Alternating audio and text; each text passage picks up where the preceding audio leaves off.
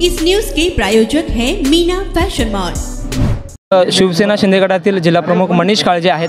दादा, सकाळपासून तुम्ही फिरतायत, कसं वातावरण आहे? सकाळपासून अतिशय चांगलं वातावरण आहे, महायुतीच्या उमेदवाराला आहे।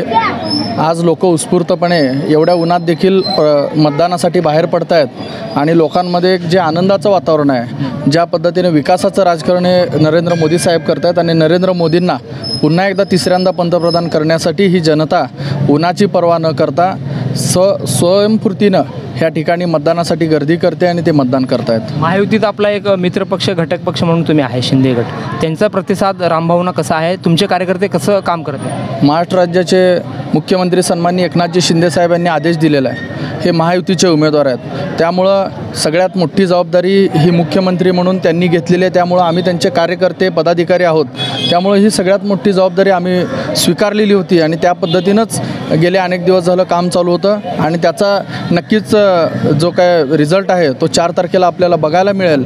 महायुतीतले सर्व पक्ष घटक पक्ष एकत्र राहून ज्याची धुरा हे अतिशय उत्तमरित्या सांभाळत आहेत आणि भाजपाचं देखील जे उमेदवार आपले कमळ या चिन्हावर आहेत त्यांचं देखील महायुतीतल्या सर्व घटक पक्षांशी अतिशय चांगल्या पद्धतीनं कोऑर्डिनेट करून हे काम चालू आहे। आता कडक ऊन आहे तरी देखील मतदार सकाळच्या सुमारास बाहेर पडत आहेत। संध्याकाळपर्यंत किती टक्के मतदान होईल? कारण मागच्या वेळेस 56, 57, 58% झालं होतं, यावेळेस मतदानाचा टक्का कमी होईल का किती असेल?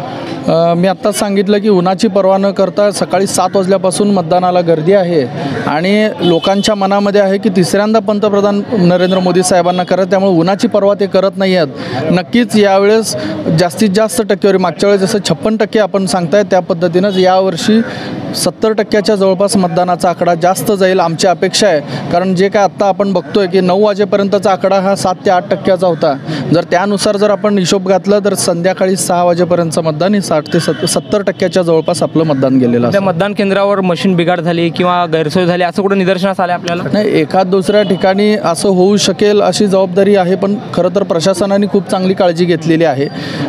आत्ता 5 नंबर बूथवरती एक 10 मिनिटासाठी थोडासा प्रॉब्लेम झाला होता, पण प्रशासनाचं खरंच कौतुक करण्यासारखं आहे की ते 5 मिनिटामध्ये लगेचच त्यांनी त्याची यंत्रणा व्यवस्थित लावली, त्यामुळं प्रशासन अतिशय सतर्क आहे आणि या बाबतीमध्ये काळजी घेत आहे। काही केंद्रावर ज्येष्ठ वयोवृद्ध असतील किंवा जे पेशंट आहेत त्यांना नेण्यासाठी व्हीलचेअर नाही अशा तक्रारी आहेत, त्या संदर्भात जिल्हा प्रशासनाला तुम्ही काय सूचना देणार?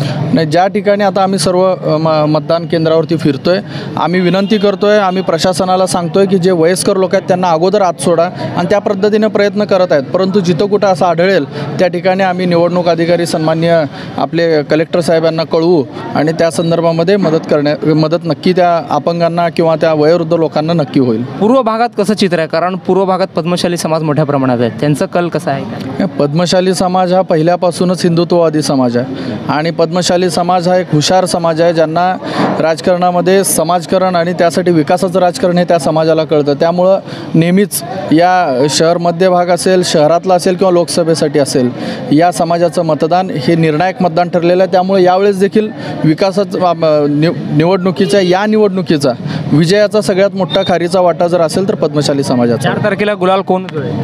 4 तारखेला महायुतीचाच उमेदवार सन्माननीय राम सातपुते, कारण हे रामराज्य उभा करण्यासाठी हे सर्वजण मदत करतायत, प्रयत्न करतायत, त्यामुळं 100% गॅरंटी आहे।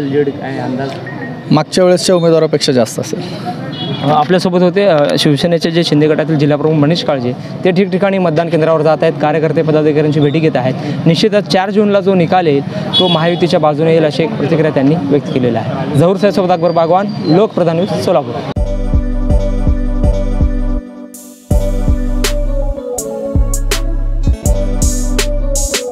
सोलापुर शहर वासियों का कई सालों का अटूट विश्वास, मीना फैशन मॉल।